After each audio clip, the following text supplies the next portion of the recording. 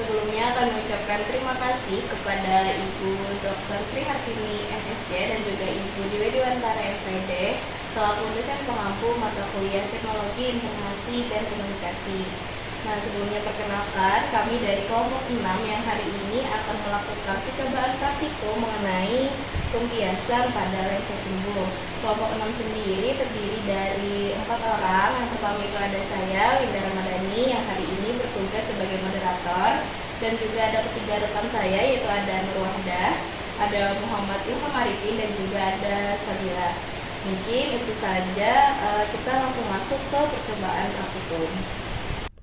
Tujuan pada percobaan ini adalah yang pertama, untuk menentukan jarak fokus pada lensa cembung, dan yang kedua yaitu untuk menentukan sifat-sifat bayangan pada lensa cembung.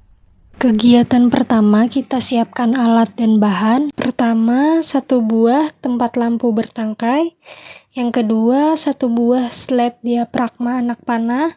Yang ketiga, 1 buah pemegang slet diafragma anak panah. Yang keempat, 1 buah lensa cembung. Yang kelima, 1 buah layar putih. Yang keenam, 1 set rel presisi. Yang ketujuh, 1 buah power supply. Yang kedelapan, 2 buah kabel penghubung. Yang kesembilan, 4 buah tumpukan berpenjepit. Kemudian, kita rangkai alat yang telah disiapkan tadi sesuai kegiatan yang akan kita lakukan.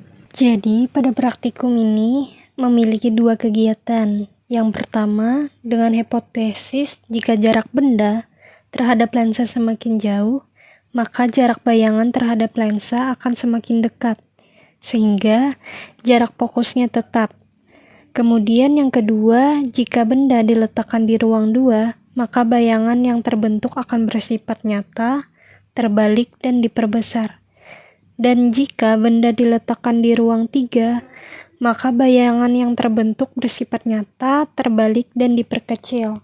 Pada kegiatan pertama, hal pertama yang kita lakukan adalah menyalakan power supply, lalu mengaturnya pada tegangan 12 volt, serta kita kontrol tegangan tersebut. Kemudian kita kontrol juga jarak sumber cahaya sebesar 15 cm dan titik fokusnya dikontrol sebesar 10 cm. Kemudian kita akan melihat bayangan benda di layar sampai bayangan tersebut terlihat jelas. Dalam pengamatan kami, yang pertama, pada jarak 15 cm, terlihat jelas bayangan pada jarak 25 cm. Kemudian kita manipulasi jarak benda yang kedua adalah sebesar 20 cm. Pada jarak 20 cm, bayangan terlihat jelas berada di jarak 20 cm. Untuk percobaan yang ketiga, jarak benda yang kita manipulasi itu sebesar 25 cm. Nah, dari pengamatan yang kita peroleh itu untuk jarak bayangan yang paling terlihat jelas itu berada pada jarak 17 cm. Nah, untuk kegiatan selanjutnya, pada jarak benda yang kita manipulasi sebesar 30 cm, dan dari pengamatan diperoleh bahwa jarak bayangan yang paling jelas terlihat itu pada jarak 15 cm. Selanjutnya kita beralih ke pengamatan kelima pada kegiatan 1, yakni jarak benda diatur pada posisi 35 cm dari lensa cembung.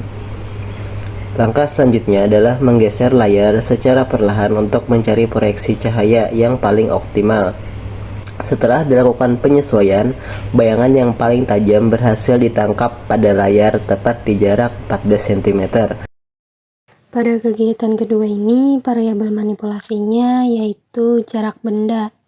Dimanipulasi sebanyak 2 kali, yaitu sebesar 15 cm dan 30 cm. Untuk variabel kontrolnya yaitu tegangan sumber sebesar 12 volt, jarak sumber cahaya 15 cm, dan titik fokusnya 10 cm. Pada pengamatan pertama, bendanya itu berada di jarak 15 cm atau ruang 2.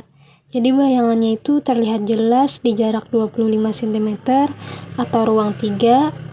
Terlihat bahwa sifat bayangannya itu nyata, terbalik, dan diperbesar. Untuk pengamatan yang kedua, bendanya itu berada di jarak 30 cm atau ruang 3, jadi bayangannya itu terlihat jelas di jarak 17 cm, atau ruang 2.